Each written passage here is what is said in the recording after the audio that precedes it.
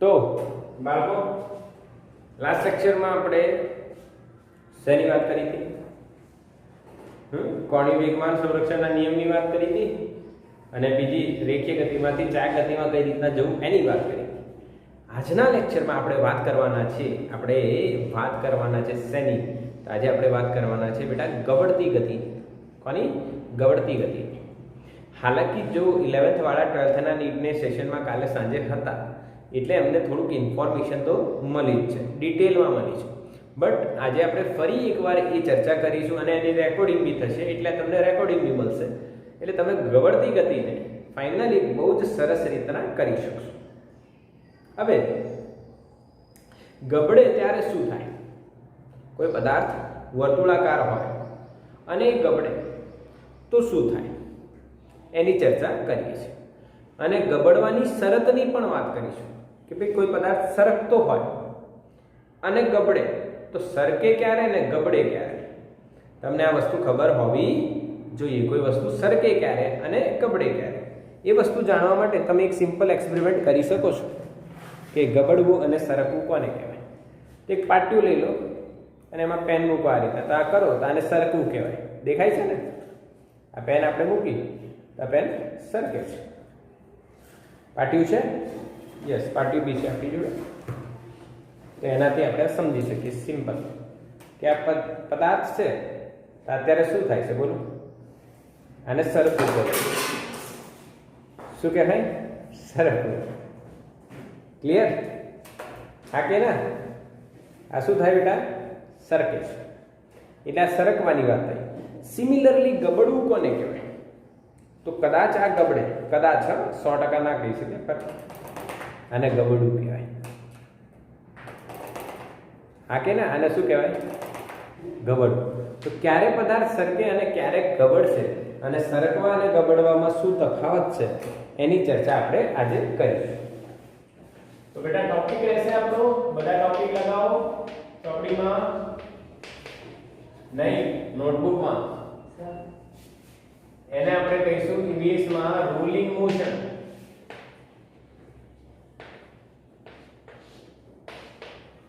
કયું મોશન?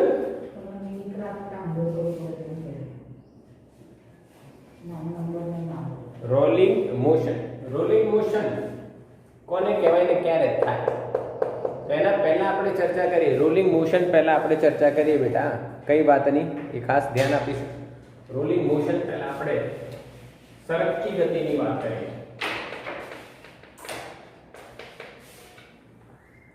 સરકતી ગતિ કોને કહેવાય? તો જો ભાઈ એક પદાર્થ આપણે વિચારીએ,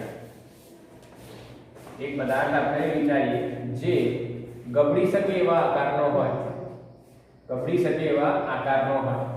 આ એનો દ્રવ્યમાન કેન્દ્ર હોય.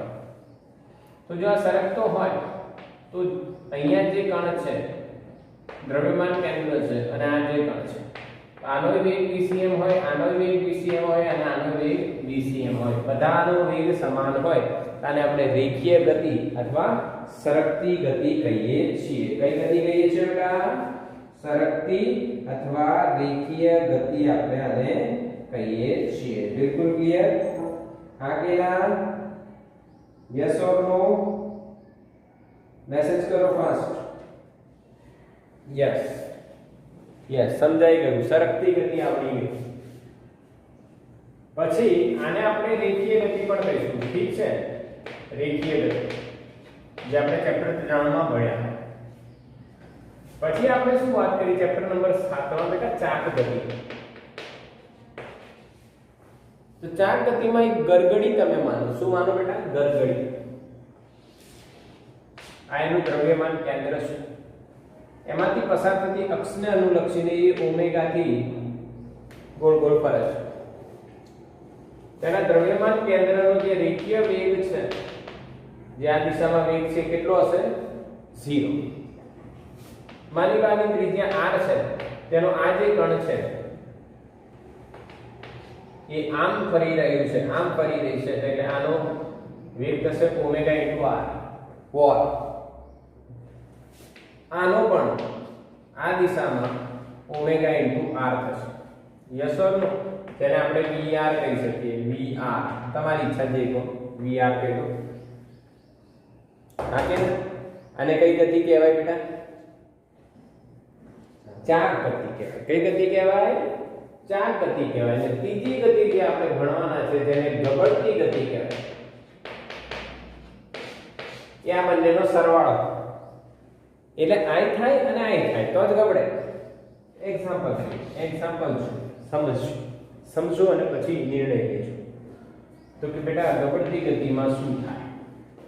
દ્રવ્યમાન કેન્દ્ર તો રેખીય ગતિ કરશે, આ દિશામાં જશે. જે સંપર્કમાં રહેલો સપાટીની સંપર્કમાં રહેલો કણ છે એનો વેગ શું હશે? 0. તો જ ગબડે. આ શરત તમને કહું, ધ્યાન આપજો, સમજો, ક્લિયર કરો બેટા, ક્લિયર કરો. જ્યારે આ પદાર્થ અત્યારે આ પદાર્થ જો નજીક લઈને આવું છું તમને ખબર પડે કે આ પદાર્થ સરકે છે. આ પદાર્થ શું થાય છે બેટા? સરકે છે.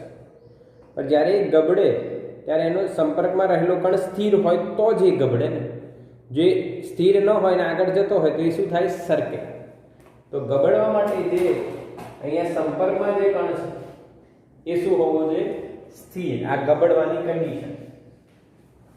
તો અહીંયા જે કણ હશે એની જોડે VCM તો હશે plus R omega into R તો હશે. બંને વેગ પર VCM એટલે આગળ બી જઈ રહ્યો છે અને ઓમેગા થી ભ્રમણ બી કરી રહ્યો છે. એટલે આનો જે સ્પર્શકનો વેગ હશે ઓમેગા અને રેખીય ગતિના કારણે VCM તો બંને એક દિશામાં છે એટલે સરવાળો થાય. બોલો આવડે? સ્ક્રીનશોટ લો બેટાનો, સ્ક્રીનશોટ લો. ક્લિયર છે? ચલો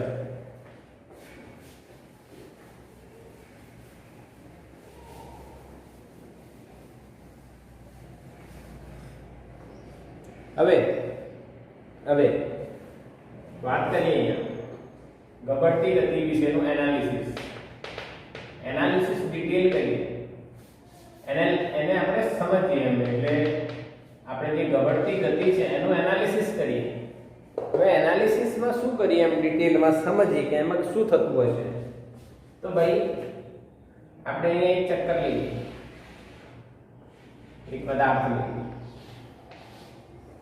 જે ગબડે છે. ગબડતો હોય તો બેટા દ્રવ્યમાન કેન્દ્ર કહેવાય. આની ત્રિજ્યા માની લો r છે. તો દ્રવ્યમાન કેન્દ્ર આ દિશામાં VCM વેગથી ગતિ કરી રહ્યો છે. ઓકે, અને આમ ઓમેગા થી કોણીય વેગથી ગતિ કરે છે. તો આપણે જુદા જુદા કણો લઈશું અને એમના વેગની વાત કરીશું. તો સૌથી પહેલા અહીંયા ટોચ પર P1 અને છેડા પર P2 આ બંને કણોના વેગની વાત કરીશું. અને પછી એક અહીંયા કોઈ કણ હોય માની લો, એ કણના વેગની આપણે વાત કરીશું. સપોઝ આ છે P3. તો ત્રણેયના વેગની વાત કરીશું. કોઈ બીના વેગની વાત કરી શકો. તમે અહીંયા P3 લીધું બરાબર, માની લો તમે અહીંયા P4 લઈ લો, ગમે ત્યાં લઈ શકો છો. પણ હું ટેકનિક બતાવીશ એ રીતના તમારે બે સમજીને સોલ્વ. પહેલું આપણે લખીએ દ્રવ્યમાન કેન્દ્રનો વેગ.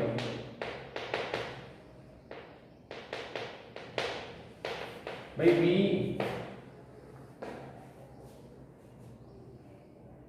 તો V દ્રવ્યમાન કેન્દ્રનો કેટલો વેગ છે બેટા? VCM. આ દિશા દેખાય છે? દ્રવ્યમાન કેન્દ્ર VCM થી આમ જાય છે. ઠીક, સમજાઈ ગયું. એકદમ ઈઝી.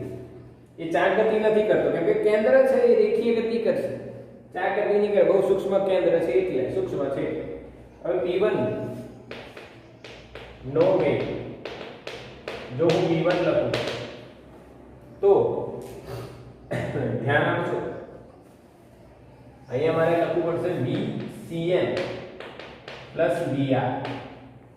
શું લખવું પડશે? VCM plus VR. કેમ? V1 નો વેગ VCM પ્લસ VR છે. તો બેટા એ VCM થી આગળ તો જઈ રહ્યો છે અને સાથે સાથે અહીંથી r અંતરે ઓમેગા થી ફરી પણ રહ્યો છે એટલે vr. vr એટલે શું? જો આનું હું મૂલ્ય લખવા માંગુ તો શું લખાય? vcm vr. અને vcm vr ને લખીશું ઓમેગા * r. હા કે ના? એટલે જો અમે સદિશની જગ્યાએ હું અદિશથી દર્શાવું તો આમાં મારે લખવું પડે ઓમેગા * r. યસ ઓર નો? રેખીય ગતિ પણ છે અને ચાક ગતિ પણ છે. હા, યસ, ક્લિયર, યસ. એટલે તમે ડાયરેક્ટલી આનું મૂલ્ય લખી શકશો બેટા vcm r ઓમેગા પર ઓમેગા * r. પાક્કું? p1 નો વેગ. હવે p2 ના વેગની વાત કરીએ તો vcm આમ છે બેટા અને આ r ઓમેગા આમ છે અથવા ઓમેગા * r આમ છે. આમ કરાય. ઓકે? તો ત્રીજામાં વાત કરીએ. પણ ત્રીજું આપણે પહેલા કરવું જોઈએ. તું મારા હિસાબથી અહીંયા લખીએ આપણે p2 નો વેગ, પછી આ લખીશું. ત્રીજામાં p1 નો વેગ. p2 ના વેગની પહેલા વાત કરીએ. p2 ના વેગની વાત કરીએ અથવા આને p1 જ નામ આપી દે તો વધારે ચિંતા નહીં. p1 અને આને p2. તો p1 નો વેગ જ વાત કરીએ પહેલા. કેમ આવું કરું છું હમણાં ખબર પડી જશે. p1 નો વેગ કેટલો હોવો જોઈએ? 0. કારણ ગબડતી ગતિ માટે જો ગબડતી ગતિ થતી હોય તો આ કણ સ્થિર જ હોવો જોઈએ. ક્ષણિક સ્થિર હોય તો જ આ ફરે. જો આ ગતિમાં હોય તો સરકે. તો સ્થિર હશે એનો મતલબ આ બંને સમાન હોવા જોઈએ કે સરખા હોવા જોઈએ. તો એનો મતલબ vcm minus vr or we can say omega r is equal to 0. तो vcm बराबर શું મળશે? omega r. આના પર એટલે હવે જે ત્રીજું જે છે ઉપર p2 નો વેગ એમાં મજા આવશે. p2 બરાબર vcm vr. એટલે એનું મૂલ્ય લખશો એટલે vcm omega r. અને આ બંને સરખા છે તો તમે શું કહી શકો છો? 2vcm. હા કે ના? vcm omega r પર જે છેલ્લે છેડા પર જે કણ છે એનો વેગ શું હોવો જોઈએ? 0. એનો વેગ 0 હશે તો vcm omega r 0 હશે એટલે vcm બરાબર omega r થશે. અને તમે જ્યારે 2 નો વેગ લખશો તેમાં vcm પણ છે અને omega r પણ છે તો બંને એક જ દિશામાં. તો સરવાળો અને ઉપરની શરત મૂકશો એટલે 2 vcm અથવા 2 omega r તમે લખી શકો. ક્લિયર? હવે ચોથું p3 નો વેગ એને આપણે p3 લખીએ તો ભાઈ આ p3 vcm થી આગળ તો જશે જ. અને માની લો અહીંયાથી r અંતરે છે તો ચાક ગતિ પણ કરશે. એટલે અહીં હવે r ને લંબ દોર્યું that is vr r omega. અને આનું સપાચર લઈને જે પરિણામી મળશે that is our v3. તો vcm અને vr નો પરિણામી vr એટલે r omega એનો પરિણામી સપાચરના નિયમ પરથી શોધશો એટલે v3 મળી જશે. ખબર પડે? આ બધા આ જ રીતના શોધાય છે પણ આમાં બંને એક દિશામાં થઈ જાય છે એટલે સીધો સરવાળો થઈ જાય. આમાં બંને વિરુદ્ધ દિશામાં એટલે સીધી બાદબાકી થઈ જાય. આ ચાર ગતિ નથી કરતો એટલે vcm. એના સિવાયના બધા કણોમાં આ જ લાગશે. હવે માની લો અહીંયા હું લઉં એક્ઝેક્ટ આ બાજુ p4. એક્ઝેક્ટ p4 લઈએ. શું લઈએ બેટા? એક્ઝેક્ટ p4 આપણે લઈએ. ઓકે? તો p4 માં તમે શું વિચારશો? તો જો p4 નો વેગ કેટલો થાય? શું એ આગળ જશે? વિચારવા જેવું છે ને? ચલો આ તમારું હોમવર્ક રહેશે. તમે p4 નો વેગ મને કહેશો અને અહીંયા જે છે માની લો p5 લઈ લેજો. આનો વેગ તમે મને મેસેજ કરજો WhatsApp પર. પછી સાંજે નીટ જેઈ ના સેશનમાં ફરી ડિસ્કસ કરી લઈશું. ઓકે યસ, આનો સ્ક્રીનશોટ લઈ લો. આનો સ્ક્રીનશોટ લઈ લો બેટા જલ્દીથી. ચલો એટલે આનો સ્ક્રીનશોટ લઈ લીધા પછી હવે ગબડતી ગતિમાં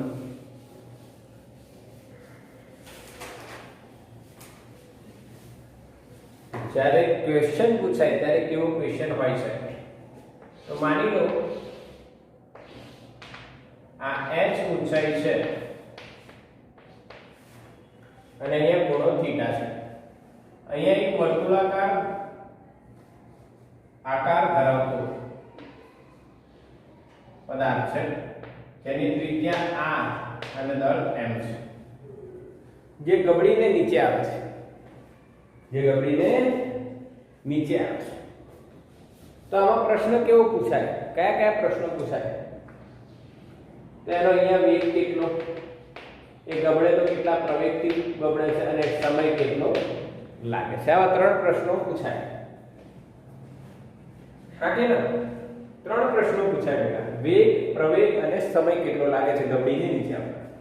તો પહેલા આપણે વેગની વાત કરીએ. વેગ શોધવો હોય તો તમે કઈ રીતના શોધી શકશો? એનો લોજિક તમને ખબર જ છે, સિમ્પલ છે. આપણે યાંત્રિક ઊર્જા સંરક્ષણનો નિયમ લગાવીએ. તો અહીંયા એની સ્થિતિ ઊર્જા mgh પ્લસ ગતિ ઊર્જા કેટલી? 0. ગતિ ઊર્જા 0 છે. ગબડીને નીચે આવે, સ્થિતિ ઊર્જા કેટલી થઈ જાય? 0. અને ગબડે છે, શું કરે છે? ગબડે છે. તો બેટા ગબડે ને ત્યારે રેખીય ગતિ પણ થાય અને ચાક ગતિ પણ થાય. એટલે ગતિ ઊર્જા બંને આવશે. રેખીય ગતિ ઊર્જા હાફ mv² અને ચાક ગતિ ઊર્જા half I omega square, half I omega square. હવે તમે I અને ઓમેગા વિશે કંઈક લખી શકો. તો ભાઈ જડત્વની ચાક માત્રા I તમે લખતા હતા mk² અને ઓમેગા તમે લખશો v/r. વોર પ્રમાણે v બરાબર ઓમેગા * r. એ મૂકી દો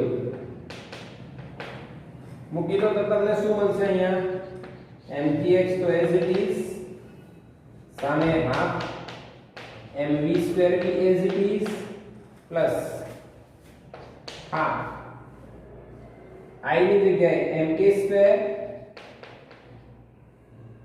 અને ઓમેગા ની જગ્યાએ v/r પર વર્ગ મૂકવાનો છે એટલે વર્ગ કરીને લખો છું v²/r².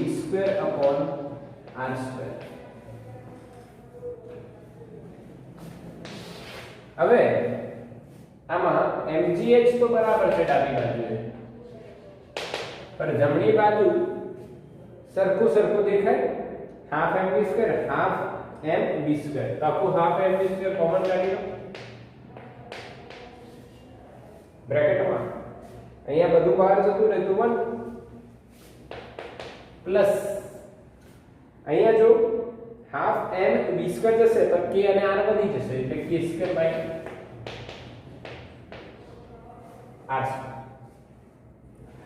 હવે mm કટ થઈ ગયું માટે વેગ શોધવાનું છે તો v² ને કરતા બનાવીએ. આ બગડો ઉપર આવે એટલે gh જોડે બગડો ગુણાય અને આ જે ગુણાકારમાંથી છેદમાં જાય 1 k²/r². અને વર્ગ છે તો એનું શું લેવાનું? વર્ગમૂળ. અને આપણને ફાઇનલી શું મળી જાય? વેગ. સમજ્યા કે નહીં સમજ્યા? હા કે ના?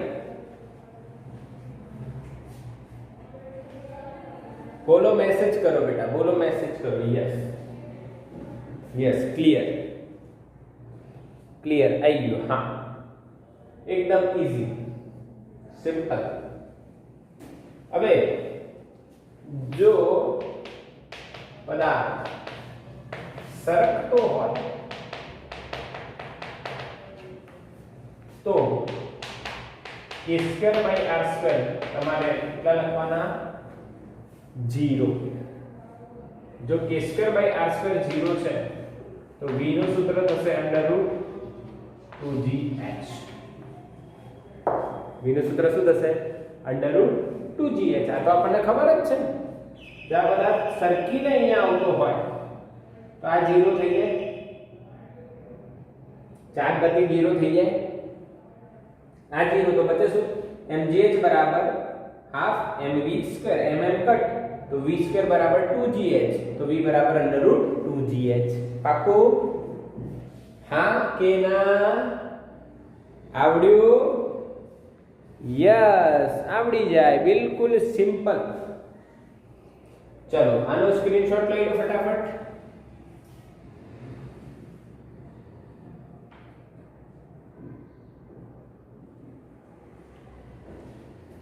અચ્છા, હવે આપણે પ્રવેગ શોધીએ. ગબડીને નીચે આવે ને તો પ્રવેગ કેટલો મળી રહે, એટલે કે એમાં પ્રવેગ કેટલો હોય આપણને ખબર છે. સરકે ત્યારે પ્રવેગ g sin θ. કઈ રીતના? mg આમ લઈએ, આ દિશામાં mg sin θ, એટલે પ્રવેગ કેટલો મળે? g sin θ. ઠીક. હવે ધ્યાન આપો, ધ્યાન આપજો. ત્રીજો પ્રવેગ આપણે શોધીએ. તો પ્રવેગ શોધવા માટે આપણને હવે વેગ મળી ગયો અહીંયા. તો જો આ અંતર આપણે માની લો, આ અંતર સપોઝ કરી લો d છે બેટા, તો અચળ પ્રવેગી ગતિના સમીકરણ પ્રમાણે v² - v02 = 2ad લખાય. હા, આ a રોલિંગ ar લખી દીધું. ar એટલે a રોલિંગ, રોલિંગ પ્રવેગ. બરાબર. હવે v² ની વેલ્યુ આપણને ખબર છે બેટા, હમણાં જ જોયું. v ની વેલ્યુ √ હતી તો v² ની √ હટી જશે, નીચે 1 + k²/r². ઇઝી કસ્ટ. આ તો 0 છે પ્રારંભિક વેગ 0. 2 ar તો આપણે શોધવાનો છે. d કેટલો થાય? આપણને d નથી આપેલો, આ h આપેલ છે. તો આપણે અહીંયા શું લખી શકીએ? જો બેટા, sin θ બરાબર h/d લખાય. sin θ બરાબર આ 90 કહેવાય ને, રાઈટ એંગલ ટ્રાયેંગલ, કાટકોણ ત્રિકોણ. તો આ કર્ણ, તો sin θ શું થાય? સામેની બાજુ છેદમાં કર્ણ. અને આપણે અહીંયા d લખવાનું છે, તો d બરાબર શું લખાશે બેટા? h/sin θ. હવે 2 અને h બંને બાજુ છે કટ થઈ જશે, માટે a રોલિંગ તમને શું મળશે? a રોલિંગ આ sin θ ઉપર જશે એટલે g sin θ વધશે. નીચે શું છે? 1 + કેટરીના, શોર્ટકટ 1 + કેટરીના k²/r². બોલો હા કે ના? હા કે ના બોલો, મેસેજ કરો ફાસ્ટ. યસ ઓર નો? બિલકુલ ક્લિયર? યસ, બધાને ક્લિયર? હા, આવડી ગયું. એકદમ ઈઝી છે બેટા, એકદમ ઈઝી છે વસ્તુ. સમજીને યાદ રાખવી, સમજીને યાદ રાખવી. ક્લિયર થઈ ગયું? આવડી ગયું? યસ. હવે જો પદાર્થ સરકે તો k²/r² 0 મૂકી દો, તો યાર તમને મળશે બેટા g sin θ. પર આ er ના કહેવાય, એને સરકતો પ્રવેગ એટલે સ્લાઇડિંગ એક્સેલરેશન. એક એક્ઝામ્પલ આપી દઉં ફટાફટ. જો પદાર્થ સરકતો હોય તો એમ હોય તો બાળકો નીચે શું લાગશે? mg. આ થીટા હોય, આ થીટા થશે અને આનો આ ઘટક શું થશે? mg sin θ એટલે પ્રવેગ કેટલો થાય સરકે ત્યારે g sin θ, ગબડે ત્યારે g sin θ upon 1 plus Katrina k² r². કે ચક્રાવર્તનની ત્રિજ્યા તો ખબર જ છે ને, આ એ પદાર્થની ત્રિજ્યા. સ્ક્રીનશોટ લો આનો, લઈ લો જલ્દી જલ્દી જલ્દી. થઈ ગયું યસ થઈ ગયું. ચલો સમયની વાત કરીશું.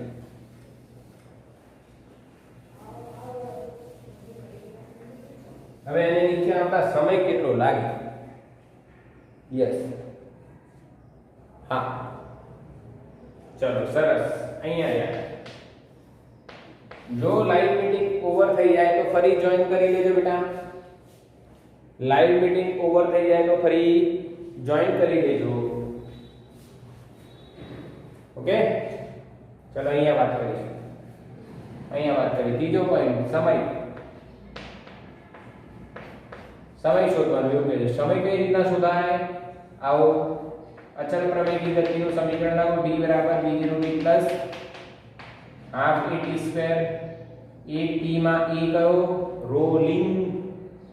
આ 0 છે તો t શું બનશે બેટા? t² બરાબર 2d/a રોલિંગ. એનો વર્ગમૂળ લઈ લો તો t મળી જશે. ખતમ. અરે હા કે ના? તો t રોલિંગ જ રાખવાને. t રોલિંગ, હા, ગબડીને આવે તો કેટલો સમય લાગે? તો √2.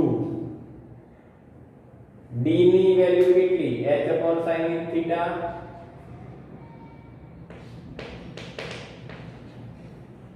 અને a ની વેલ્યુ કેટલી? ar ની g sin θ upon 1 plus k²/r².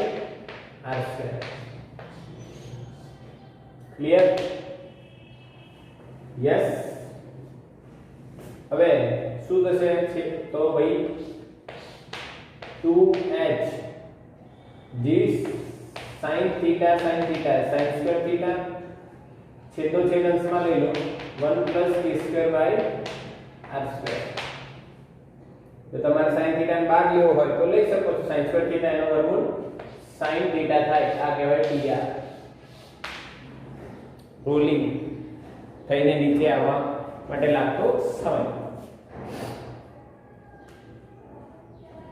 એની જગ્યાએ તમે g sin θ માંથી sin² θ માંથી sin θ ને બહાર લે તો 1/sin θ √2h/g into 1 plus k²/r². જો બેટા સરકી ના આવતો હોય તો k²/r² 0 લઈ લો, જવાબ આવી જશે. લગભગ કે 100%, 110% આન્સર આવશે. આના પરથી જ આવશે ને. અહીંયા તમે d અને a લખ્યું હોય સરકે માટે, તો સરકતો હોય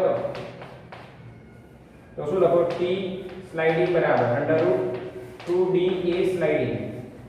તો 2d શું લખાય બેટા? 2h/sin θ તો ખરું જ d ની જગ્યાએ, અને આ શું લખાય? g sin θ. એટલે તમને આન્સર મળશે 1/sin θ √2h/g. સરકતો હોય તો આવું જ આવે ને. સરકતો પ્રવેગ કેટલો? g sin θ. અને d ની જગ્યાએ h/sin θ sin² થશે. એનું વર્ગમૂળ લેશો એટલે sin θ. એટલે આનું આ જ આવ્યું. k²/r² ને શું કરી દેવાનું? 0. જો સરકતો હોય તો. જો ગબડતો હોય તો ઉપરનું સૂત્ર, સરકતો હોય તો આ સૂત્ર. k²/r² ને શું કરી દેવાનું? 0. બોલો ક્લિયર બેટા? હા કે ના? મેસેજ કરો, સ્ક્રીનશોટ લઈ લો આનો. ચલો ભાઈ ક્લિયર? સ્ક્રીનશોટ લઈ લો બેટા ફટાફટ. થઈ ગયું?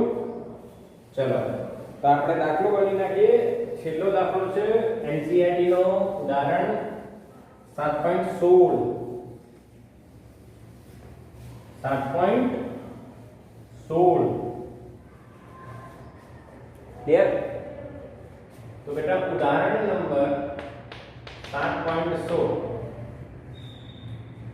તો ભાઈ ત્રણ પદાર્થો રિંગ, ઘન નળાકાર અને ઘન ગોળો એક જ ઢળતા પાટિયા પર સરક્યા વગર નીચે તરફ ગબડે છે તેઓ સ્થિર અવસ્થામાંથી ગતિ શરૂ કરે છે। બધા જ પદાર્થોની ત્રિજ્યાઓ એક સમાન છે તો કયો પદાર્થ મહત્તમ વેગ સાથે જમીન પર પહોંચશે? સમજ્યા ક્વેશ્ચન? રિંગ, ઘન નળાકાર અને ઘન ગોળો। ચલો તો માની લો આ જ આપણે જે હમણાં સમજ્યા એ જ વાત થઈ રહી છે। આ થીટા છે ના h ઊંચાઈ પરથી એક પદાર્થ છે જેની ત્રિજ્યા કેટલી છે બેટા r, એ ગબડે છે તો જ્યારે અહીંયા આવે છે ત્યારે એનો વેગ કેટલો? તો આપણને વેગનું સૂત્ર બેટા અહીંયાનું ખબર છે, યાદ છે, √2gh/1 a²/r²। હવે આપણને ત્રણ પદાર્થ લેવાના છે તો કે પહેલા રિંગની વાત કરીએ તો બેટા જો તમે રિંગ લો તો v રિંગ શું થશે એ તમને ખબર છે, પરંતુ એના માટે k² શોધવાનું તો રિંગનો k² થશે I/m। જડત્વની ચાક માત્રા મેં તમને શોર્ટકટ બતાવેલું છે, ઋ-ન-ત-ગો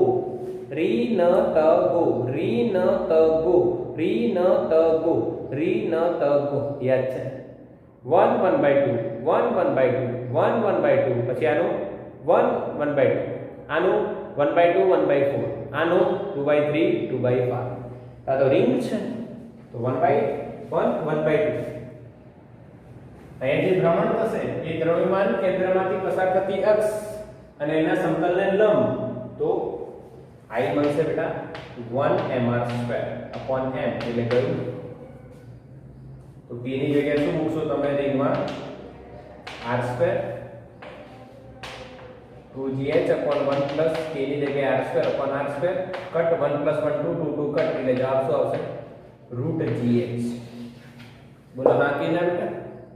જો જવાબ આવે છે √gh, યસ।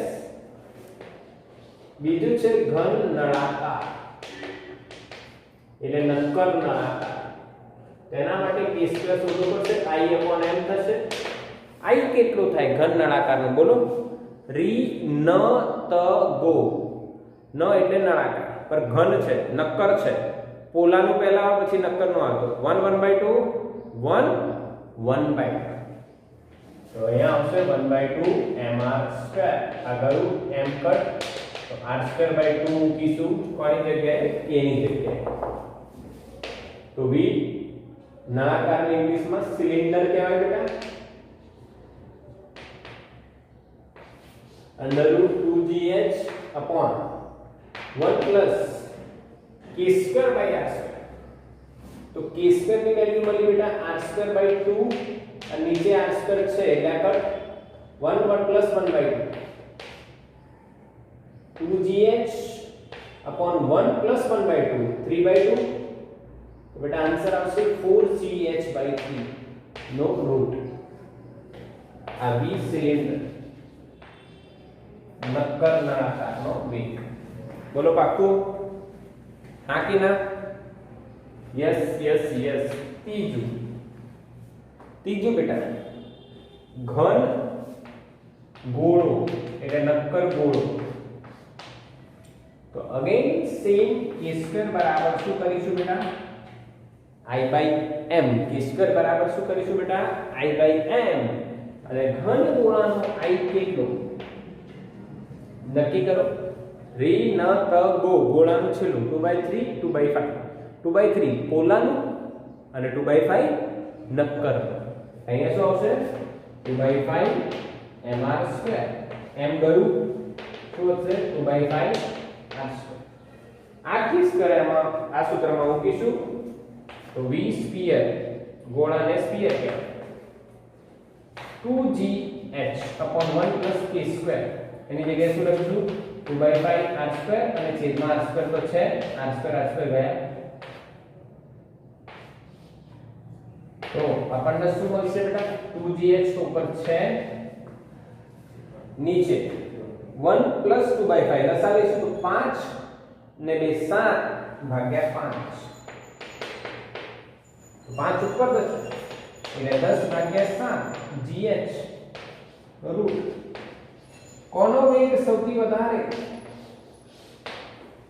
તો જો પહેલામાં ક્યાં ગયું 1 GH આમાં 4/3 એટલે 1.33 આમાં 10 ભાગ્યા 7 એટલે 7 એકા 7 વધ્યા 3 30 7 ચોક એટલે 1.4 એટલે સૌથી વધારે સ્ફિયર નો વેગ કહેવાય હા કે ના યસ ઓર નો આવડ્યું કે નહીં મેસેજ કરો ફાસ્ટ યસ ઓર નો આવડ્યું કે નહીં યસ બધાને આવડી ગયું તો અહીંયા બેટા આપણે ચેપ્ટર 7 પૂરું થાય છે અને આજે સાંજે સ્વાધ્યાયના ડાઉટ સોલ્વ કરાઈશું ચેપ્ટર નંબર 7 ના ઓકે અને શું એક નાનો ટેસ્ટ લેવો છે એમસીક્યુ નો હા કે ના યસ તો સ્ક્રીનશોટ લઈ લો આનો